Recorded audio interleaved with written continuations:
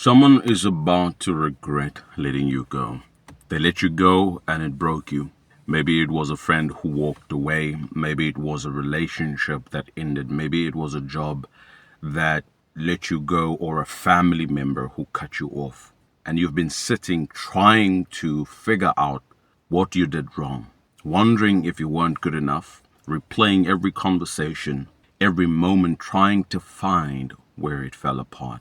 But what if I told you that the same person who walked away is about to have a moment of clarity?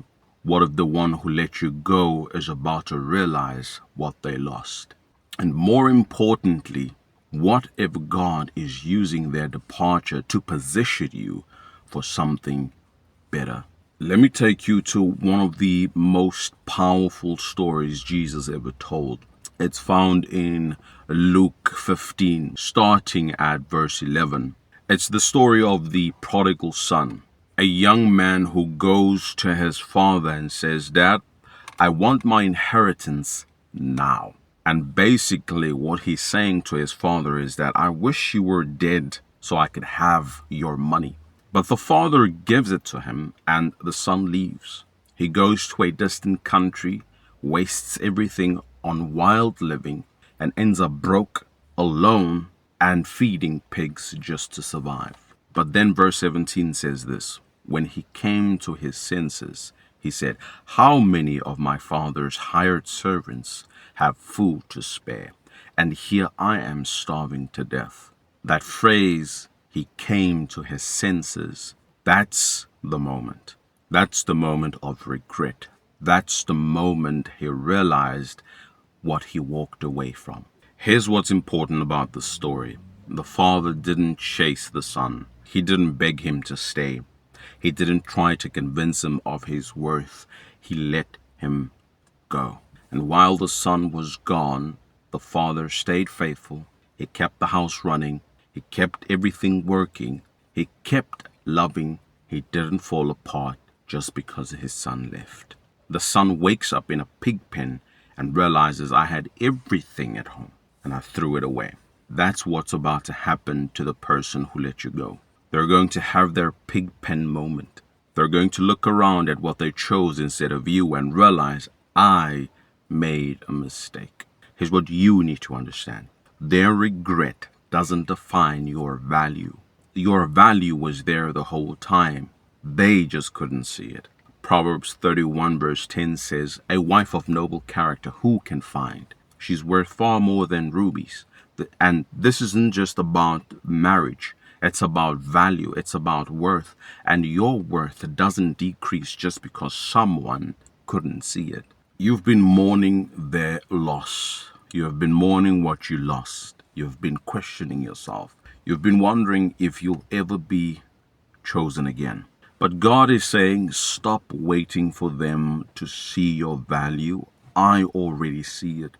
And I'm about to show you why I let them go.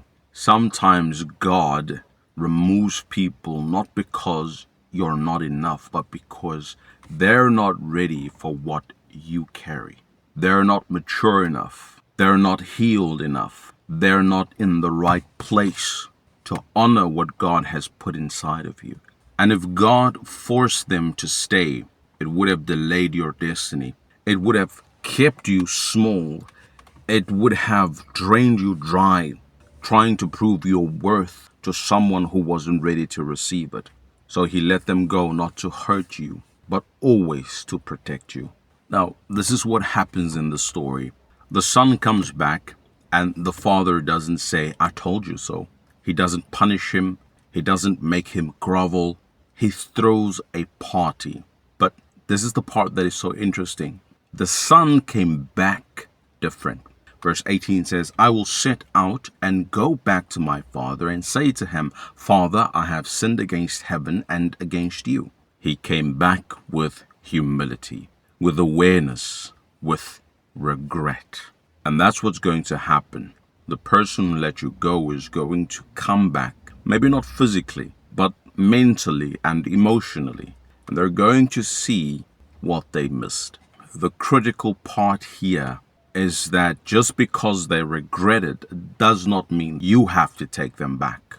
Just because they realize your value doesn't mean God wants you to re-enter that space. The Father welcomed his son back because he was his son. But you don't owe anyone access to your life just because they finally woke up.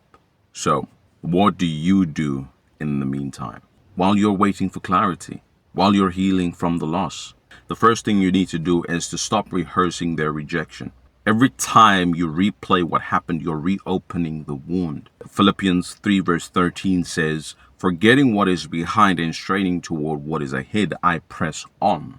Let it go. Not because it didn't hurt, but because you can't heal while holding on to the hurt. Number 2, you need to focus on who stayed, not who left. The people who are still here, that's your circle. That's your tribe. Don't take them for granted while mourning the people who walked away. And number 3, let God rebuild your confidence. Your worth is never determined by who stayed or who left. Psalm 139 verse 14 says, "I praise you because I am fearfully and wonderfully made." That was true before they left. It is still true now. 4, prepare for the what if moment. What if they came back? What if they apologize? What if they want another chance? Decide now what your boundaries are. Decide now what you'll accept and what you won't. Don't let their regret manipulate you into a situation God already removed you from. I know some of you are hoping that they come back. You're hoping they realize what they lost and beg for another chance, and maybe they will. But you need to ask yourself, do you want them back because you miss them, or do you miss being chosen? Do you want them back because it's God's will, or because you're tired of being alone? Romans 12 verse 2 says, "Do not conform to the patterns of this world, but be ye transformed by the renewing of your mind. Then you will be able to test and approve what God's will is, his good, pleasing, and perfect will." God's will for you isn't just any relationship, it's the right relationship. And sometimes the person who let you go had to leave so the right person could come in.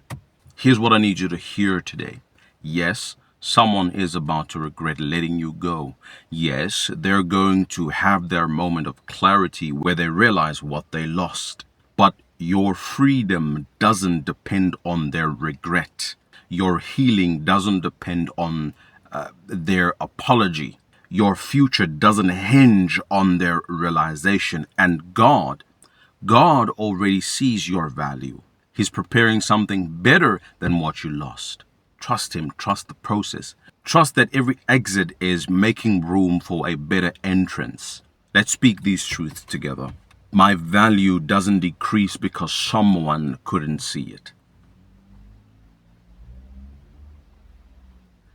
I will not rehearse rejection. I will walk in restoration.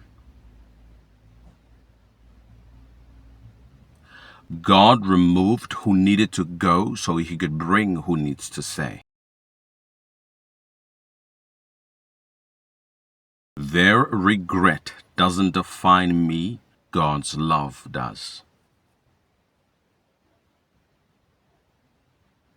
Well, if this word is for you, if someone let you go and you're still healing, I want you to know God's got you. Their regret doesn't determine your future. God's plan does. And what he has for you is better than what you lost. Hold on. Your breakthrough is coming, and I'll see you in the next video.